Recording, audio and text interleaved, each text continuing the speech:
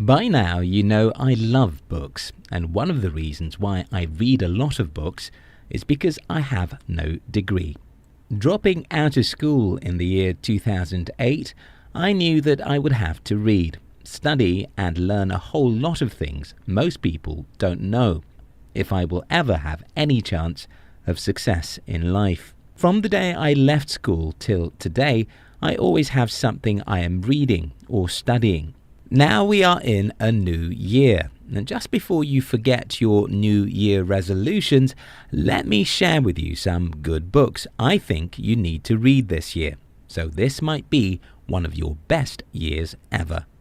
1. The Alchemist by Paulo Coelho.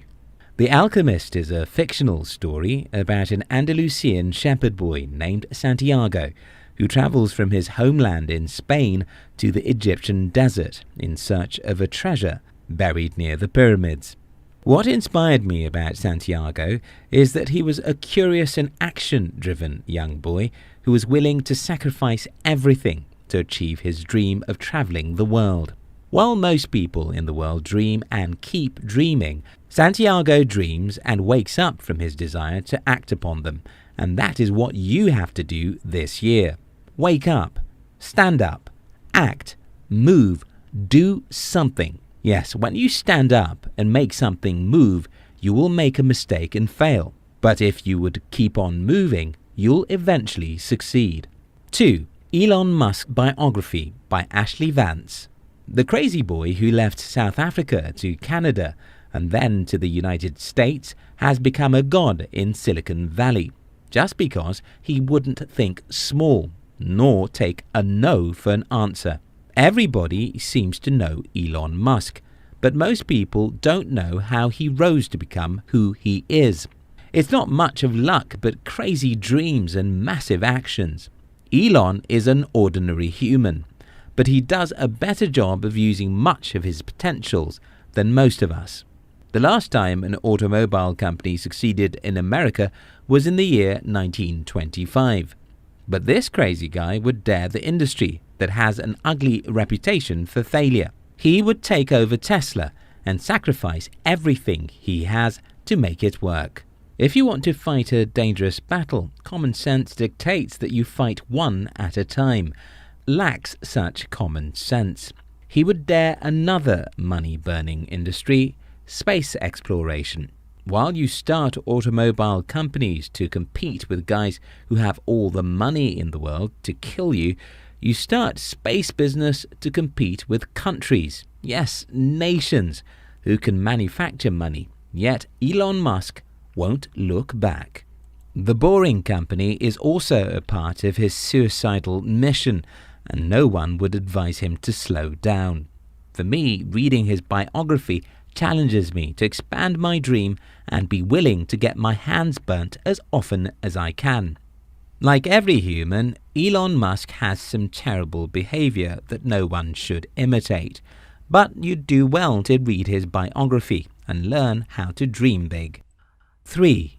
Albert Einstein's Biography by Ronald W. Clark.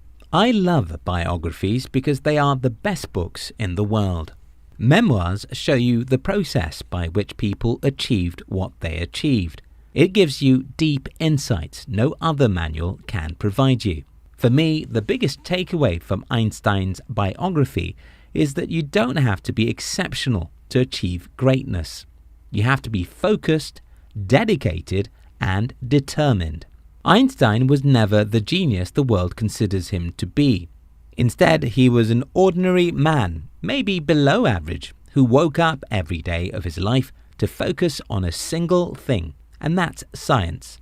The problem with most people in our world today is that they either don't know where they are going, or they are going too many places at once. If you know where you are going, and you wake up early to hit the road, even if you are walking, you'll still get to your destination, as long as you don't stop to look at the drama on the way.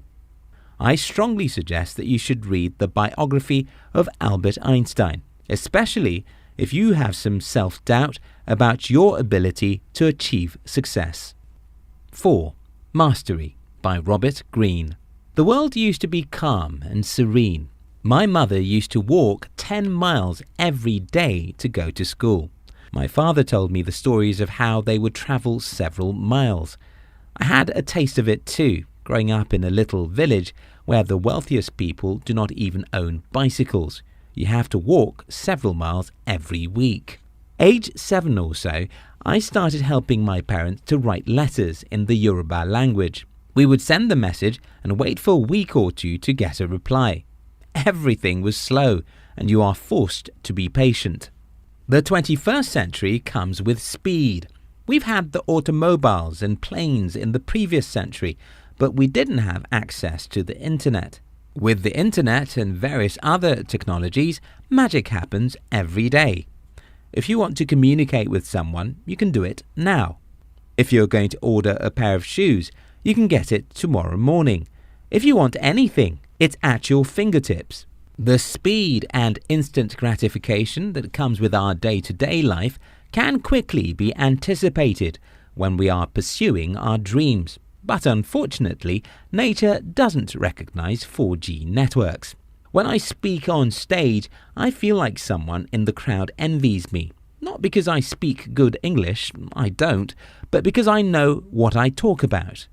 People read my books, they assume I'm far older than my age, and as an entrepreneur, I tend to have a better sense of what people want than most people I know. It is called mastery, and it takes a lot of work and several years to become a master in any field. In learning, training, practice, you can't get those tomorrow morning. And this is what Robert Greene teaches in this book. Any of my children would have to read this book before they become adult, because I believe nobody should become an adult until they understand what it takes to become a master in their chosen fields. Biographies by Abraham Lincoln, Winston Churchill, and Thomas Edison. I'm sorry, I have to mention biographies again. The reason is that, as I said earlier, I think biographies are the best books out there because they tell us the hidden stories about how other people achieved success, and this inspires us to pursue our dreams too. There are 3-in-1 biographies I have in my library. It's biographies of Abraham Lincoln, Winston Churchill, and Thomas Edison.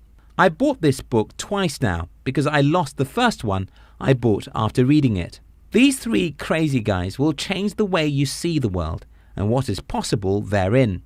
Lincoln will teach you that ordinary people can achieve extra everyday things if they would learn and act. Churchill will inspire you to be courageous and face your fear. And Thomas Edison will inspire you to choose what you love and forget the entertainment. Okay, some people will not like this, so let me explain.